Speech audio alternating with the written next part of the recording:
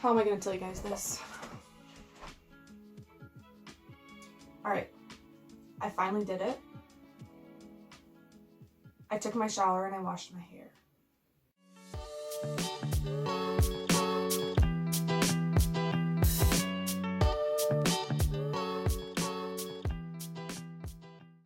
So I know it hasn't been easy for everybody these last few weeks with everything going on, but does anybody just love the fact that we don't need to wash our hair as often? I don't know, maybe it's just me. Maybe I'm just gross. I walked by my mirror in my room earlier and I got scared by my reflection. That's when I knew I needed to take a shower. Sometimes we just don't. I don't. I guess I shouldn't speak for everybody, but sometimes I don't have the motivation to do something that simple. So that got my brain thinking about another thing that, like it always does, jumps from topic to topic. So last week I read a book. Well, actually I finished a book I had started like over a year ago. It's called The Subtle Art of Not Giving Up.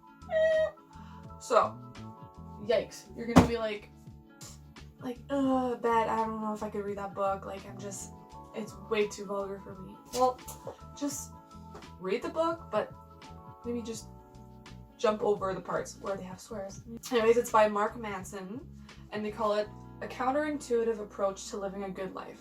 That's why motivation brought me to this topic, because in this book they talk about motivation. And you know what? I gotta find this page.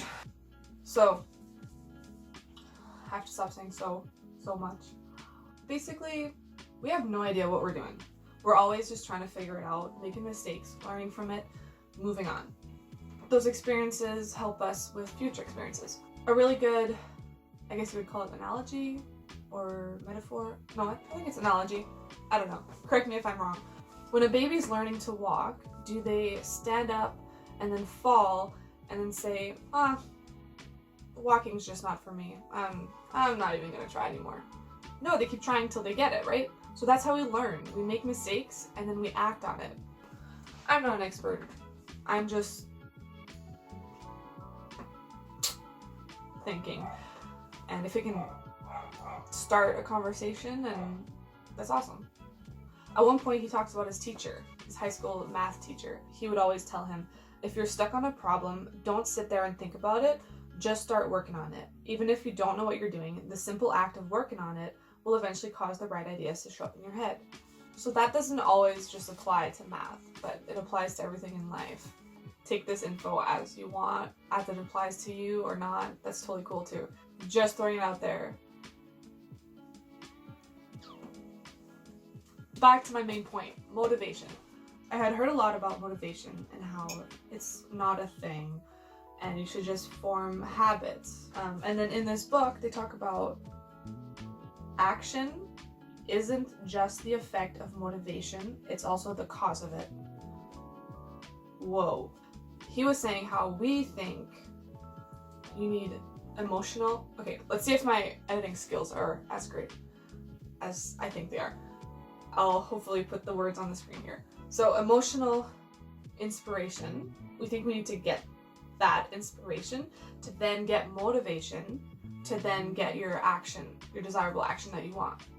Sometimes we want to accomplish something, but we don't have the inspiration or the motivation, so we think we're just screwed. But he's saying, no. Your action creates emotional reactions and inspiration. Action creates inspiration, which then creates motivation. And then it's a loop. With all my crazy rambling, what I meant to say was that kids are pretty smart, and instead of waiting for motivation, they just take action and do something and then learn from it. So as this example, I'm showing why kids are so good with iPads and stuff, because they just try, and adults are afraid to try. Yeah, I'm hacking into the mainframe. Mainframe? What is a mainframe? Yeah. Got it. Yes, we're in. Wow, you really are good at that. There's a password? Oh, looks like I have to hack in here again. How'd you get so good? I don't know. I just do it. I swear, kids these days are born with iPads in their hands. Sheesh. You click on an app. You open to what? A nap? Man, I need a nap right now. Hell. It's easy. Why don't you just try it? Hell, let me take a look at it. Let me take a crack at it. Alright, let's see. How do... What? Hell, I don't know. Gosh darn it. These screens. Back in my day, the only screen we had was screen doors.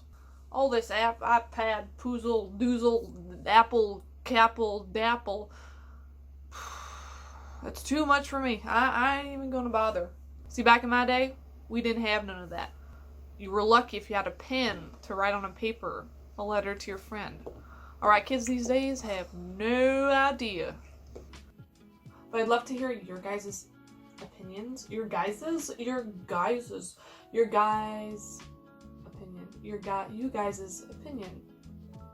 That is weird. I want to hear your thoughts. If you guys want to share. Just finished recording my video in my art room, and I walk into my room, and speaking of motivation, let's see, I didn't make my bed today. You guys want realness? Well, I guess you guys didn't ask for realness, but this is it. I rarely make my bed, and I've read a lot of things online where they say, you should make your bed, the military tells you to make your bed, and if you don't, then you are a failure, and you have not accomplished anything in the day, and blah blah blah. But dude, getting out of bed in the morning is my accomplishment. I have such a hard time getting out of bed that I am not gonna spend my time making my bed. Sorry, this is a very emotional topic for me because mornings are hard for me. Don't feel guilted about a military dude telling you you should make your bed, because it doesn't matter. It doesn't matter. It doesn't define your day. I didn't know I had such a hate for making bed. Such a passionate anger about making beds. Who knew? Guess we're all learning something today. Now I lost my train of thought. My train has left my brain, and I forgot what I was gonna say. Oh, yes, I was gonna say, stop making your bed 2020. Let's start this hashtag, this challenge. Maybe we can change the world with this new attitude. I think my dog is onto something. He has like a little pillow where we set him up on the ground, and then we have a blanket that we fold nicely, neatly folded, perfect, right? Fold it, put it on top of the pillow, and what does he do? He claws at the blanket to put it into like a messy ball. So maybe dogs are onto something, and we shouldn't be making our bed. We should just be like checking our blankets and rolling ourselves up in a ball in blankets. So I think that will be my argument if somebody ever comes at me. Stop making your bed 2020. Let's change this world. So guys, speaking of motivation, I've decided to let my plants live a little. This part is for PETA for Plants, so if you are not PETA for Plants, you can exit out right now. It's just proof to show you that I love my plants. I don't abuse them. I take very good care of them. And yeah, so peace.